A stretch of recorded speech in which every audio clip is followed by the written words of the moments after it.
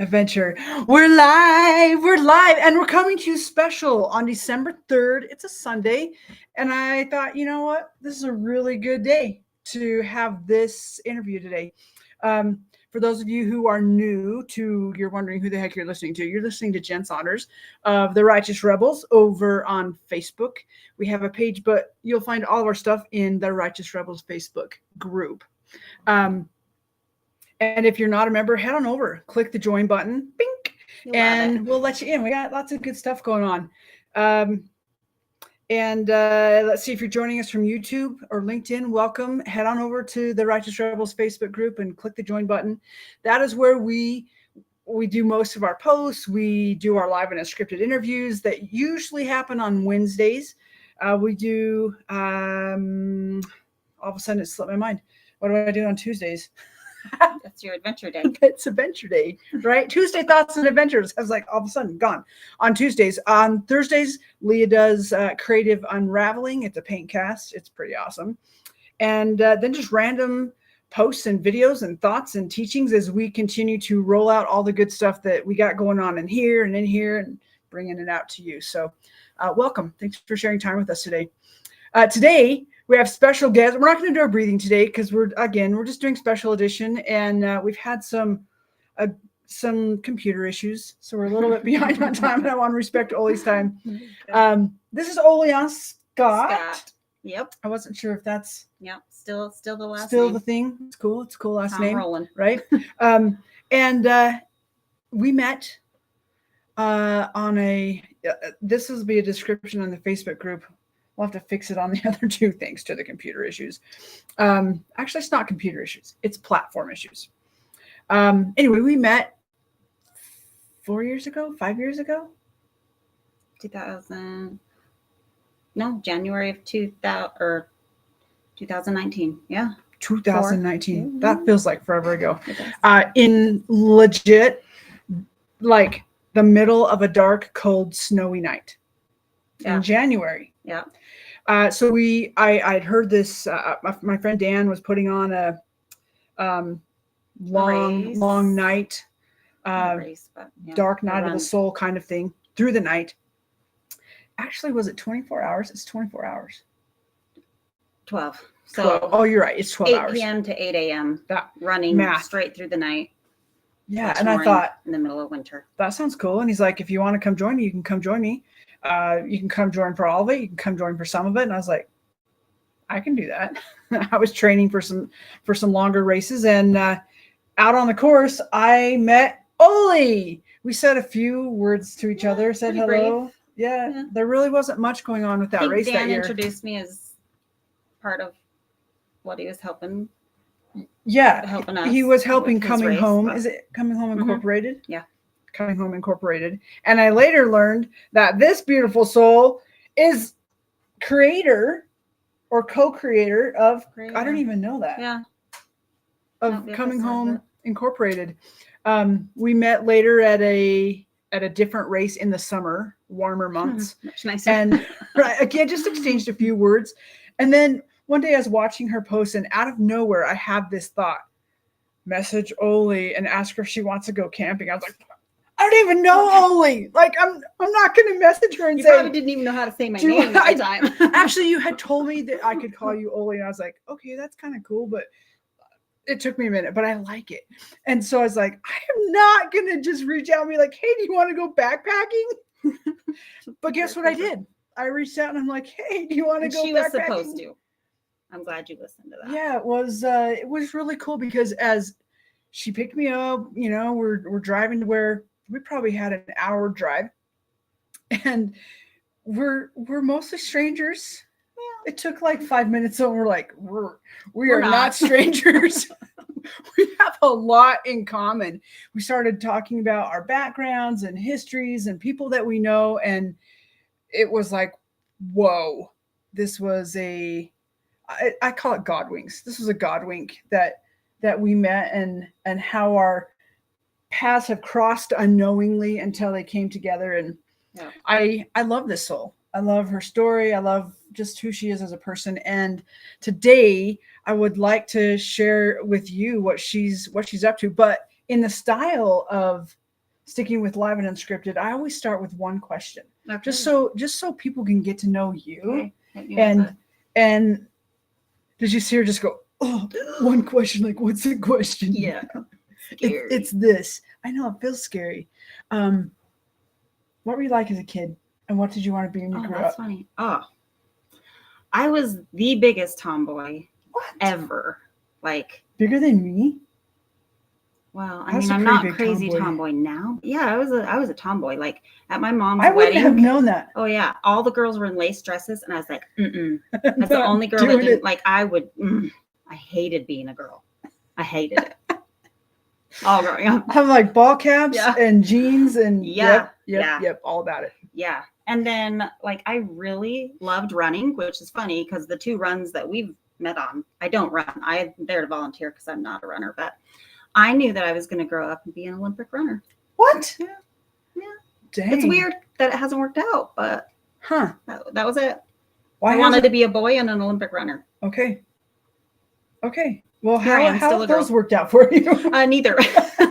But I'm okay that they both worked out the way they are because I'm okay with being a girl and I'm okay with not being an Olympic runner. Yeah. So what have you done? Like, what were, besides being wanting to be an Olympic runner, like what other like aspirations or hopes or dreams or like were rolling around in your mind? I went to school for a while wanting to be a nurse. I wanted to work labor and delivery because I think that's pretty magical stuff. Mm-hmm. Didn't your mom do that? Your mom's a nurse. Yeah, she's not a nurse, but she worked in labor and delivery with babies. Okay. Yeah. I loved being a mom. That's been my favorite and job. She's a good one. That's been my favorite job. So I care for handicapped people. So there's a bit of a that's kind of in me. My mom kind of gave me that want to. And I've watched you there, and I'll tell you what. A little bit. This is what it does. I don't even really know what to say because I think it takes such a special soul to like be able to really see them and read them and be with them and care for them and be okay and be okay with their humanity and how their humanity presents on the planet. And I love, it takes courage. Like it really does take courage to do that. And I'm okay around them. I have no problem talking around people with disabilities or different kinds of mental capacities. But I just heard myself say it's because you don't have the practice. Well, we are all giving different gifts. There's things that you can do that I cannot do. And I was called to be a caregiver in a different capacity than you are. Yeah, we're all caregivers, just in different ways. It's a beautiful thing, though. I love to watch it. It's good. Okay, so what else? You're an adult now. I'm a realtor now. Yeah. So I've been doing that for 3 years, and still playing the mom game, and still trying to figure out who I want to be when I grow up. Me too. Me too. That's a great thing. Is like we have all this time. Like I feel like for me, like sometimes we get stuck in like when we're younger, following the path, like checking the boxes. Like okay, I got to go to college, and I've got to choose this, and then I've got to stick with this, and times have changed. Lots of people don't do that anymore, but I love that we can experiment. Yeah, all these different facets of ourselves and be the different people. It's like reincarnation without actual physical death. I'm a believer that we live lots of lives while we're still alive, if we choose to. Well, life's all about change, so why can't we change too? We can. Wait, we're allowed. What? Life's all about what? We're allowed to not to decide to be something different in 3 years than we were. Huh. Sometimes it doesn't feel like that. I think the society says we have to figure it out once and go with that and stick there. Stick to it, but we don't. I'm hearing you, and I think, man, in my past lives. There's been a few, huh? There's been a few. And even sometimes now, like I'll catch myself in a thought pattern or old thinking of like wanting to stick people to how I know them or how I knew them. Right. And why are they doing that? And what makes them think that they can change or do something? Like it's such an ingrained pattern. And in my own life, lots of changes taking place or has taken place and continuing to take place. And I get to remind myself like, we're meant to change. Yeah. and grow and expand. And 100 days of expansion, just FYI, we'll put it in the comments. I love it. So today I want to know about like your experience and growth into coming home. Like, I love this concept partly because it's what we do at Righteous Rebels, is bring people home to themselves, where they can be okay with change. They can be okay really learning how to love who they are, and what makes them different, and what brings them a belonging, and the courage to just be rebellious in the ways. Not rebellious as like going out and causing problems, but rebellious of like, I'm going to stand up for who I am. I'm going to stand up for my own voice. I'm going to stand up for. And it's okay that I'm not okay. It's okay that some things haven't fit into their place yet. Yeah, absolutely. So it's me learning that for myself and giving our community and you permission to do the same, and a safe place to do it. Yep. And I love this concept of coming home, and that you named it that. Will you give a little bit of background of like how all of that started? Like, what does coming home mean to you as a person outside of the company? Okay. Yeah. And then where did all of that start for you, and the story, and like what we're going to talk about today? Yeah. Okay. Well, so Coming Home is an organization that I started about in July of 2018. And it's a veteran organization. We're here to serve our military men and women. And how it started is as kids, we were raised to be very patriotic. We were a very patriotic family. And my little brother knew from a very young age that he was going to serve. Yeah, that's what he wanted to do. So at 16 years old, actually, he enlisted at 16. What? Mm-hmm. Oh my gosh, that's adorable. So he couldn't start boot camp until you're 17. So, right.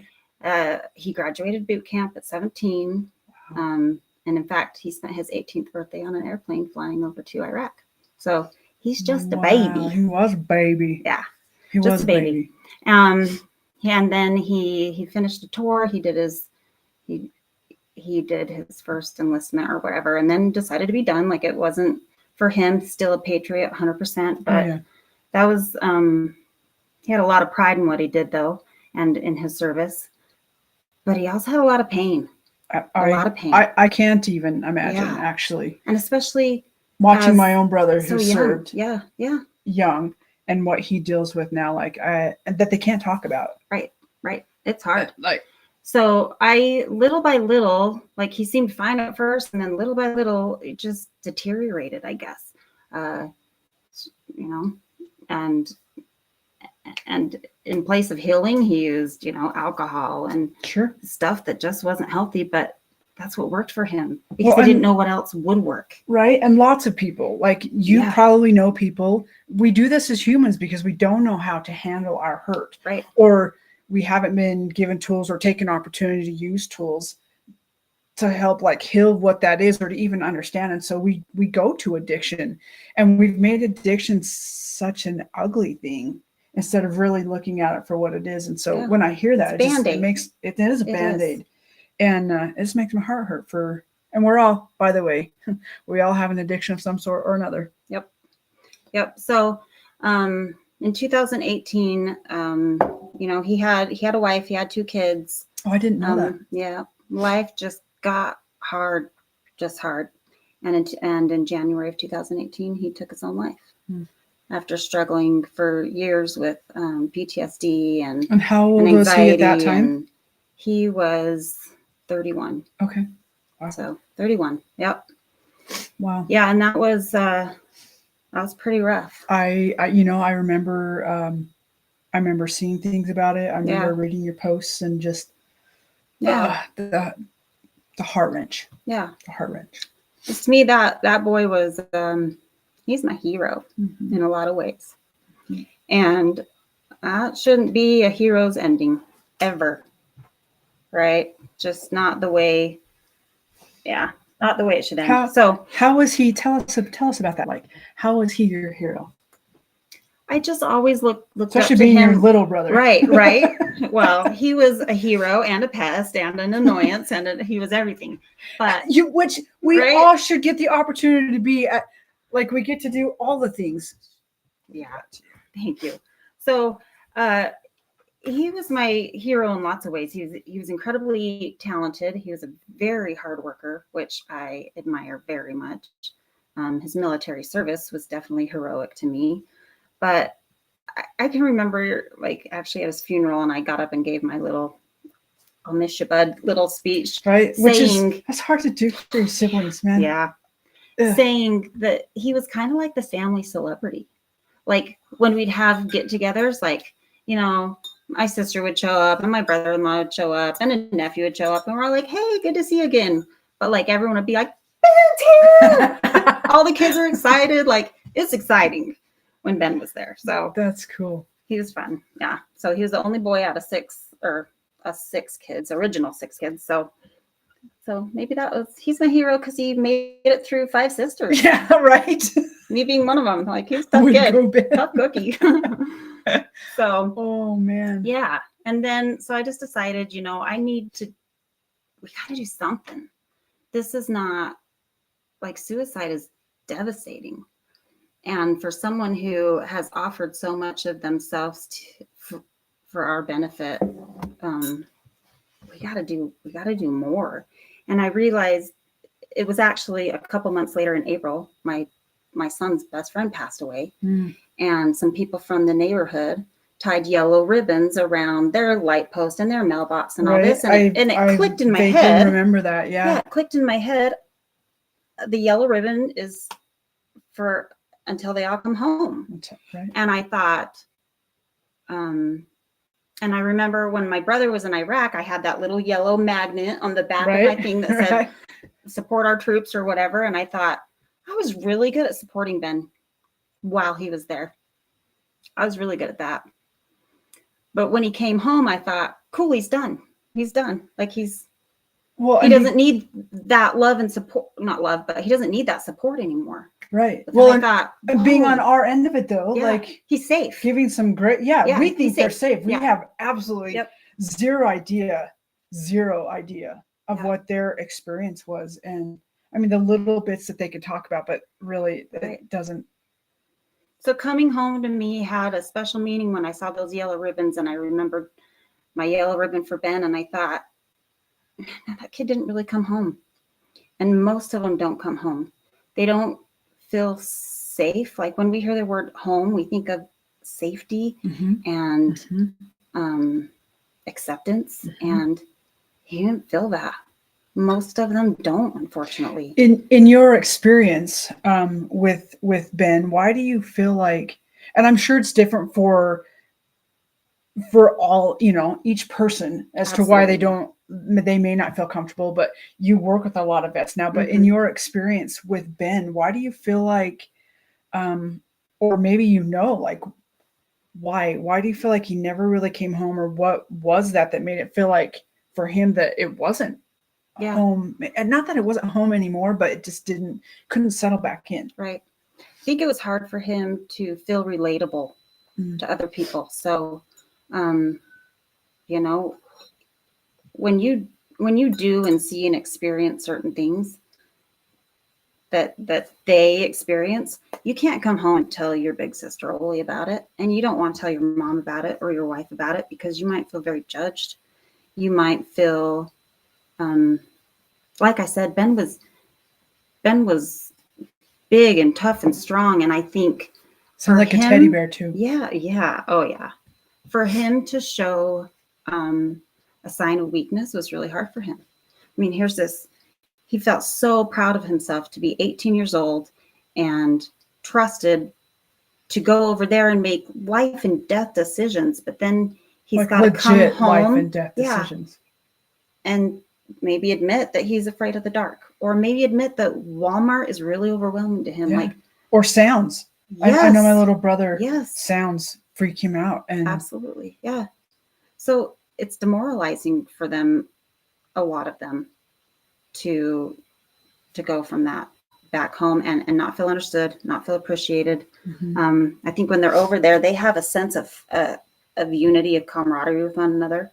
Like if you tell your buddy over there that I got your back and you have my word that I'll do this and this and this, it's happening. It's happening. And then you come back home and you realize that this world is not, it actually felt better to be over there and know what to expect and know that people had your back. And it's hard to find over here. Coming home is really, really hard for them. How do we shift that? I know that you've taken steps in your little, our little piece of the world to create home and safety for our military personnel, to feel like they can come home. But how do we, as just everyday people who may not have a family member or a friend who is a vet or currently serving, how do we support them in feeling like they're home when they feel like they're unrelatable? Right. I look at this and I am in no way trying to compare this, but I look at stuff in my world and my life and how I have felt those. I can't say I have felt those feelings, but I have felt the feelings of like not feeling relatable, or that people don't understand, or that you're going to be shunned, or, and those are really shitty feelings. And I just know it like to the degree that I lived it. And I'm not, like I say, I'm not comparing one or the other. This is just my personal experience. I can't even imagine having those kinds of experiences, or what I imagine would be the experience of a military person and in combat. In combat, what that like unrelatability or just like that angst. I can't even.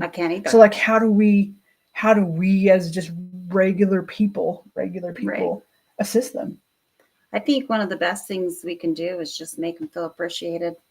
And it's hard because we kind of have different groups of veterans. Kind of, my brother wanted zero recognition. Like, you wouldn't see him wearing a hat that said Army or a shirt because he didn't want to go there. He didn't want to be seen as Army anymore. He didn't want to talk about it. But some of them do. And those that do, like if you're wearing a hat that says, Marines, or it's got a ship on it, that means they're okay with it. So when you see them at the grocery store, be like, hey, I like your hat. Thanks for what you did. That's all it takes. Wait, the small and simple things like a smile and hold the door open. Yeah. Ask them about their hat. See, again, like, it doesn't have to be, hey, you're a vet, let me pay for your meal. Like, just cool hat, man. I wouldn't have thought about that. Yeah. Or it's on their license plate sometimes, or whatever. Just say thank you. That's all it takes. Yeah.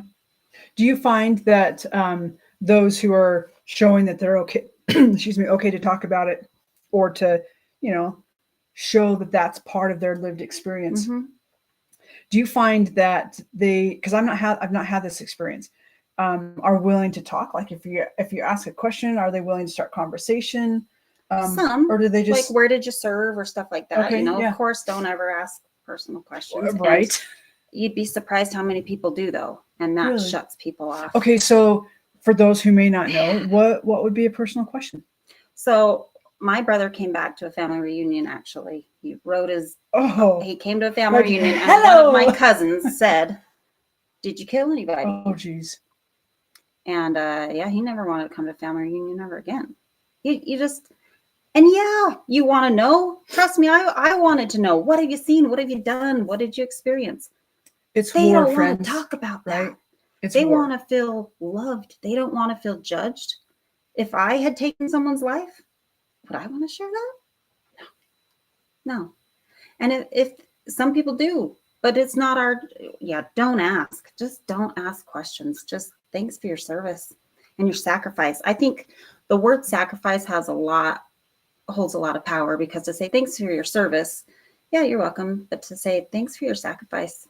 So talk more about that. You've sacrificed a lot. You've sacrificed years. You sacrificed peace in your heart. You sacrificed sleeping through the night for the rest of your life. Like, you sacrificed, and it didn't end when you were you know what I mean. It didn't end when you came home. You continue that sacrifice for the rest of your life.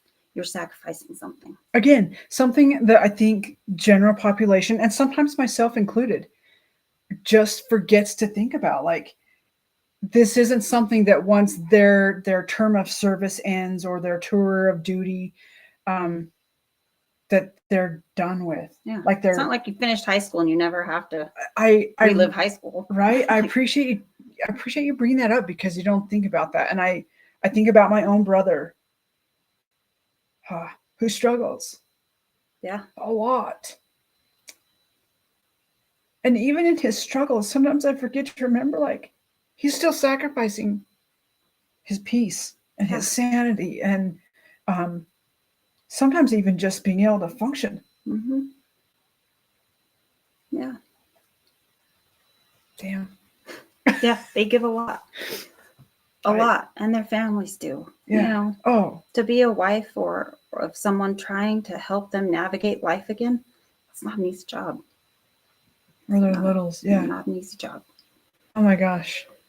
So with that and the efforts of helping people actually feel at home when they come home or to even come home, what is it that, I mean, it's the holidays. We all like to do good things at the holidays. You know, Thanksgiving, we like to give thanks, and Christmas, people tend to be more generous and more thoughtful and open-hearted. And Holy's got a really great program as part of coming home.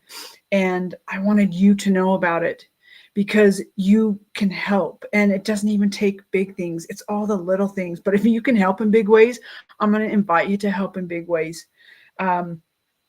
To support our servicemen and women who are still out.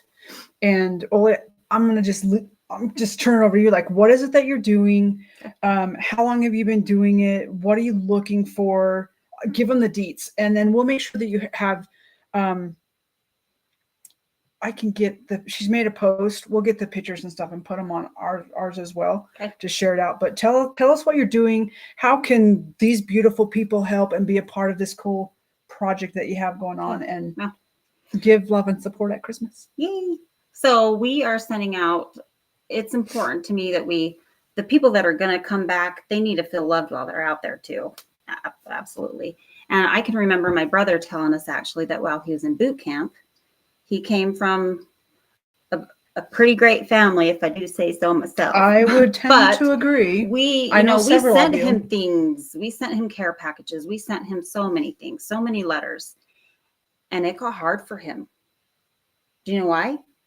Because other people didn't get anything the entire time they were there. Nothing. Oh. Not a letter, not a care package, not a, hey, we appreciate you. He said it got really hard because his heart broke watching the people be like, oh, thank God, another letter. Mail call and then, that's hard. Yeah. So there were people that the whole time he was in boot camp and over in Iraq never got a single thing. And that's just not cool. I'm like, how does that happen? It's kind of hard to wrap your head around. But a lot of people in the service aren't there because it's what they necessarily grew up wanting to do. It's an escape from life, from a hard family or whatever. So we send out every Christmas, we send out care packages overseas for the holidays. I love this. Because they're not here in a warm, cozy house with the cute little Christmas tree. They're out there and they've got no family. They've got nothing but the brothers and sisters serving there alongside them. So we send out care packages every year. This is the 5th year doing it. We love it. That's cool. Our goal this year is 104 packages. So, and one of the things that I love that we do is there are places where our service members are at that have access to chocolate bars, and they've got these little stores that they can go and get stuff to. We send these out to places that do not have access to. They've got their MREs, which taste exactly the same every single day, right? Peanut butter and jelly, or beans and lentils, again, like chicken parmesan, all taste the same. Yeah. So we send them. Hold on. If you've never eaten an MRE, go take yourself down to the. You haven't? We're gonna change that. Let's all do it together. Yeah. If you want, let's have an MRE party. I'm not even kidding. Go to your local Army surplus store and buy yourself an MRE. Leah's on the couch raising her hand saying she's never had one. I don't even know. Also, thank you to Leah for putting in the extra comments and things like that. She just does an amazing job. She usually does it live with me, But thank you for how she makes this better. And I posted your post with all your items in the right you're awesome. group. So she just told us that Oli's post about these 104 boxes, care packages. Thank you. What? Oh no, Boxes sound so cold. Care packages. The link to that post is in the Righteous Rebels group. So now I just realized why you told me that. We usually do this podcast inside of the Righteous Rebels group. Today it's being broadcast on my personal page. So if you're not a member of the Righteous Rebels group, head on over, click the join button, bink. We'll let you in and you'll be able to see how you can help easily. Okay, MREs. If you're interested in having an MRE party, we're going to do it. I'm not kidding. We're doing this. Let's do it on the weekend. Are you around on the weekend? Yeah. We're setting this up right now. Oh man, that'll make you appreciate these military men. Should we do it more? Like Friday? Should we do Friday night, date night, MRE tasting? Mm-hmm. Yeah. Okay. Friday night. I'm putting it in my calendar right now. MRE party. Should we do like 6 o'clock? 6:30? Yes. What works for you? Either. We're totally doing this on the fly. Let's say 6:30. MRE party. MRE Medi Mills. I can't even remember what it stands for. I can't remember. Mills Ready Eatable. Please forgive me if you are our military personnel and I am slaughtering that. It's not my everyday. MRE. That's what it's called. They're ready-made meals. Ready to eat. Yeah, meal ready to eat. Thank you, Leah. Probably, She looked that up. I'm sure it's just amazing that way. So 6:30. Go to the Righteous Rebels group. We'll tell you where that's going to happen. Most likely we'll do it here. And so we'll say we're going to hold this to 10 people in person because I don't have a lot of space. Join us online. Or join us online. Okay. Go to the page. We'll give you more details as we fill that out. Oh my gosh. So yeah, but these care packages are going to people who don't have access to amazing stuff. So they're going to people who amazing really stuff just have like what they're taking with them. Like you said, gum, candy bars, stuff that we don't really licorice, think is amazing, but they love it. So tissue, jerky. Yes. Okay, like we put Cholula in them, and this year I bought little A1 packets. You wouldn't believe how much they love that because it changes the flavor of the food. Of the MRE. It tastes like Cholula instead of Cholula. I just totally renamed it. Cholula. I don't know what it's called. It tastes good though. And again, that's something you don't think about. Like gum, dice, a deck of cards, like salsa packets. Foot powder. They love foot powder. Okay, I do have a question though, because I read through all the things because it matters to me. And on the bottom it says non-perishables. How do you do things like the gum and the food and like what's considered non-perishable? Well, basically anything that's packaged, but yeah, not a home-baked good. Nothing that needs refrigerated. If it comes already packaged, we're okay. Comes packaged, we're good. Yep. Okay. Yep. So as much as you want to bake your famous chocolate chip cookies and send them over there, feel free to send them our way. Yes. We'll have them at the MRE party. We'll need them after our MRE. We're gonna want to. They're some of them aren't bad. But if you're eating them day after day, and that's what your meals are, and you don't have a commissary and a kitchen and all the things, then that's. So the hard candy they like because chocolate. We don't really send chocolate over because it can melt. It is yeah. It's not 0 degrees everywhere right now.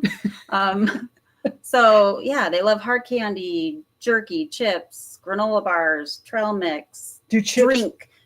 Individual drink packets are great. Okay. Like Zip Fizz or cheap stuff, Crystal Light, just something. Well, there's a million kinds of fun, tasteful drink packages that way. What about things like protein bars? I'm thinking Built bars. Absolutely. Built. If you're going to send a protein bar, I would go with Built, please, to our military people. Yep. how many have you done in the past? So 104 is So we started at 100, okay. and then we've tried to just make sure it's more every single year than the last. So this year will be 104. See, 104 packages. every little bit counts. Yep. And Totally. if you're in a space that you can assist with making it more than 104, please reach out. Amazing. Please, let's make it 110 or 120.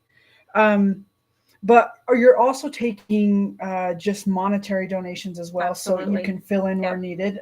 Yep. Yeah, and sometimes, I mean, that's great too because we are tax exempt, so you know, we don't have to pay taxes, which is great. But also, we send them in priority boxes, and I was going to say, tell us what it looks like. $16 a box, which is actually pretty phenomenal. That's a great price to send something Sometimes overseas. it takes more. Just send to like Wyoming. Absolutely. Yes. So because we're sending them to a military base, Okay. it is a little bit cheaper. But when you're doing 100 of those at $16 a piece, you do that's the a math. lot of money. So You do the math, that's a lot, and that's just shipping. That's not what we're putting in them and stuff. So in the past, my Cinemate is just calling my name. Okay. In the past, have you had? What's the question? Have you had good donations? Or have you had to fill in a lot of like the things that you put in them? Do you put the same thing in all of the boxes? Also letters. Before you answer that, letters. Yeah. I was gonna say that. Let me tell you about so these. Great. I was in Ship Pro, hanging out with Dane, picking up my mail. I don't get paid to say that, but you could tell Dane he could pay me to say that. And my friend Tammy, who was a college roommate, walks in. So fun. And we're talking, and then I hear her say, "Hey, I have these. They're not in a package because I heard when you send them to the military, they can't." And I was like, "Hey, I can help you with that. I have a friend who's looking for this kind of stuff to put in her care packages. So these are from Tammy's nieces and nephews to put in your packages." I noticed there's some stickers in some of them. That's they're so cute. So things like this also. Yeah, if you like, I get it. Times are hard. And so this year and last year are the hardest that we've had too as an organization, as a nonprofit organization. So our first few years, we didn't have to fill in many gaps at all. Last year was pretty expensive to fill in gaps. And this year is looking the same so far. So because you want to send these boxes out by what date? So December 15th, we'd like to have them. Okay, so that's packaged. What, 12 days from now? 12 days to create miracles, friends. And you know what? With all of us, we can do it. Piece of cake. Yep. But if you don't have $5, because I've been there before, there's been days in my life that I don't have $5. Just write it on a piece of paper, a notebook piece of paper. Just write thanks. Just thanks. Appreciate what you're over there doing. Appreciate your hard work. Appreciate it. That's it. I personally, it doesn't take anything. It just takes kindness. Yeah. That's free. This thought came to mind is like, I hear the thoughts of like, I don't know what to say. I don't know these people. And my thought was, think of your darkest moment. Think of your darkest moment or a time when you felt really, really lonely. And we've all been there. We've all been there. Oh, and then pick up your pen and paper and write from that space. Yep. Imagine you've lost someone, and what would you say? You know, it's okay. It's okay to just say, "Hey, I'm sitting here in my warm house today," and realize that you're not. Thank you. Thanks. Last year, actually, my kids had 3 snow days in a row, and I was like, "That's fun. How fun!" I remember snow days. I remember snow days, and then I thought, "Holy cow!" And I actually posted with my kids. I actually posted this awesome picture of our military guys. They don't freaking get snow days. They don't get snow days. They don't get, it's 120 degrees days. Take the day off because it's 120 out there. Nope. Those guys are busting their tails while we're sitting here living a life of luxury. And they don't get those days. No. They don't get emotional days off. So just write thanks. Just anything. Say, hey, I'm sure that it's hard over there, and just know that there's someone over here who appreciates what you're doing, and whatever you want to say.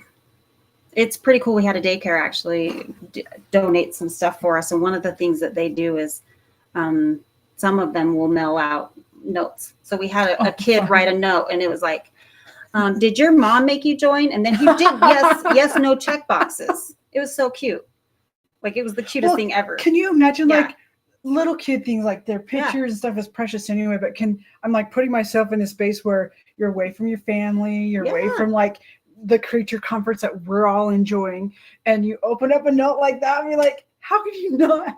How could you not smile? And we've had a few people write back, and the one guy actually sent that letter back, and he marked in the check boxes. And it was like, do you like candy? Yes. Like, just cute stuff. So it doesn't have to be anything crazy. Well, and get your kids involved. This is a really Teach simple them way now. to teach them empathy and kindness and stepping outside of themselves and whatever that is for you and your family. Like, that's just humanity, to really just appreciate all the different ways humanity shows up, and that we can do that for someone else, and it doesn't take that long. No, it can be fun. Yep. Make it a little family activity. Everybody will write a little note.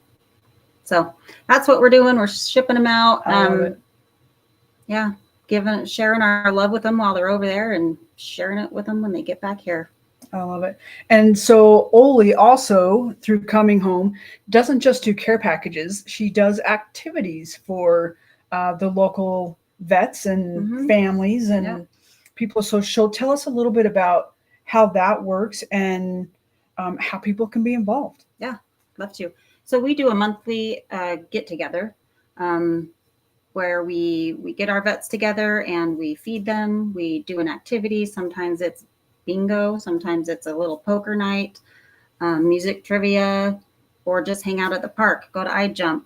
It's always good for a vet and a guest. And sometimes we have family activities.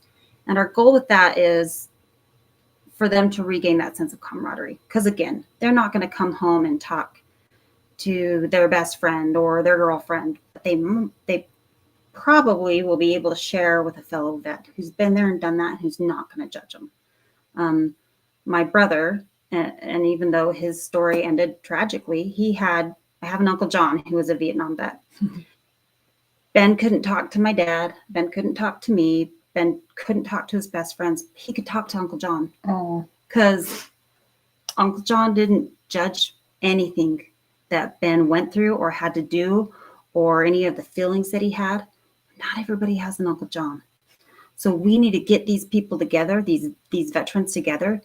And that's why we do it monthly too, is they can't just see each other once a year and be like, all right, bud, let's sit down and chat. They need to see each other pretty consistently so that they can build that sense of trust and camaraderie and be able to share and lean on each other again, because they had that at one point. Yeah. But once they come back home, they don't. I love it. As you're talking, not as readily. Right? Not as readily. Yeah. Yeah. And I know that they have services available to them through I don't even know what it's called, the Veterans Service. I was just thinking of the VA through my brother, but it seems like it falls short. It does. And they're trying their best. They're doing a great job too. Absolutely, they are. And so much to do. And so I love that we can find these ways to reach out, and we call it hand up at Righteous Rebels, where it's not a handout.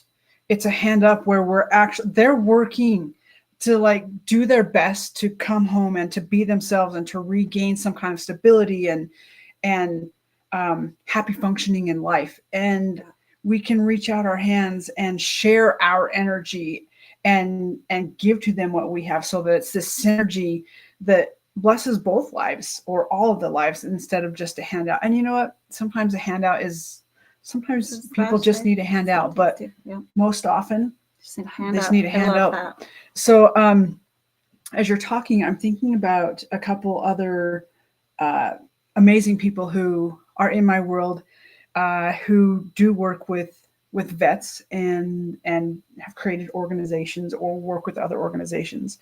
I would love to hook you up with them and see, just, chew the fat, see what kinds of things they're doing and how they're doing it in their areas, and how can we help each other.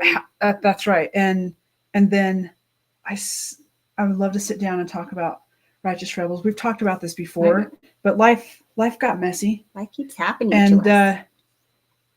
I shouldn't say that it got messy. it just It just happened, which it you tends know? to do. You fall in your own dark places, and Sure. you have to find your way home to yourself. Yeah. But I would love to sit down and chat about what we can do together to Would create love it. magic out in our community. So, Yep. well, I Yep. appreciate who you are. I appreciate what you do. Thank you. It's good. Pretty amazing. I will tell all of you out there that the best medicine for a broken heart is service. I get a lot more out of it than those that I help. That is for sure. Yeah. And in any capacity that you can. I tell my kids every day when I drop them off at school, said, your smile, share that smile with the world, because it really doesn't take huge, extraordinary things to change the world. It just takes a smile and a good heart. Right. And we've all got that. And I would like to add this, like, if you're the person on the receiving end, receive. Yeah. Receive. Sometimes it's hard to be a receiver. I get that. Absolutely. Yeah. I've been there several times, and and it always felt better to actually just open my arms and receive, because then I'm fully receiving the gift that's being given, and you're giving them the gift of being able to give to you. That I once had when I lived up in a neighborhood, and where the people around me had a lot more money than I had, and life happened, and we didn't have grass yet, and it was a neighborhood where everybody has grass, and we want you and they wanted you to have grass, and so they got together and they put in like a half acre or more of grass in my yard, and I remember wanting to feel embarrassed and not wanting to take it, and just all of the feelings that come along with that. And one of the guys that was there is a friend, and he stopped me on my porch, and he just looked at me and he said, "We need this every bit as much as you do. Please don't take this from us." Yeah. So if you're on the receiving end, I'm just going to invite you to be open and receive, because you'll have an opportunity at some point or another, in some form or another, to give and to pay it forward. So, we hear that it's always better to give than receive, and I'm not necessarily a believer of that. However, service is a beautiful way. There's a lot of healing in service. To heal. Yeah. Yeah. So whether you think you need it or not, the service or the receiving, just be open. Do both. What? Do both. Do both. So speaking of doing both, again, this is an invitation for you to help Coming Home and Oli with 104 or more care packages. Again, the link to all of the different items that they're looking to receive is in the Righteous Rebels Facebook group. There is did we put a link to that group? It's the Righteous Rebels Facebook group. Go click the join button if you haven't. We'll let you in so that you can be a part of this more easily. Now, I know you do have drop-off places. How are you receiving the stuff so that you can get it into the boxes? So if you're local here to the Idaho Falls area, Century 21 High Desert, which is where I work, we are accepting donations there. So items can be dropped off there Monday through Friday. Until when? Until the 10th. Okay. We're hoping to start taping boxes up and getting them ready, because that's quite a process. So you got 7 days. Yep. You got 7 days to create magic that way. Or if we need to come pick something up from you, that's great. And then if you're not, in town, monetary probably is the best way. And how can they get that to you? That can be sent. So on my Facebook page, Coming Home's Facebook page, or our website, which is cominghome.vet, we have what's like a Venmo, right? So you can send money through that, or a check or whatever. So those monetary donations can probably be also dropped off at the High Desert. Yep, absolutely. Okay. So in any way, and 100% of what you give goes straight to what we do, whether it's care packages or events. I mean, I'm 100% a volunteer. Everybody who works with my organization is 100% a volunteer. I don't pay for office space. It's in my house and at my real office. And so that's one thing I love about us, is 100% of what you're giving is going to serve these guys. So we'll take good care of whatever you send our way. I love it. I love it. And I love what you give to us every day. And so this again is an invitation to let's join together. Let's do some hands ups. Let's create some Christmas magic and help Oli and coming home out. If you have questions, feel free to reach out. You can ask questions in this post. You can reach out to me personally. You can reach out to Oli. We'll make sure that however you want to help, that you're able to do that in the easiest way possible, and that your stuff gets to the right places. What are some words that you live by, Oli, that you would want to share with our friends, our fellow rebels? Some words that I live by. I don't even know what this has anything to do with it, but I'm just going to put it out there. I've got some people in my life that they're kind of being rascals. Oh, and I've been a rascal before in my life. Right? And this is what is speaking to me right now. When people deserve love the least is when they need it the very most. So there are times that we feel like we need to withhold our kindness and our forgiveness. That's when they need it the very, very most. I totally just felt your heart when you said that. I've needed that a lot in my life. Makes me want to cry. I know.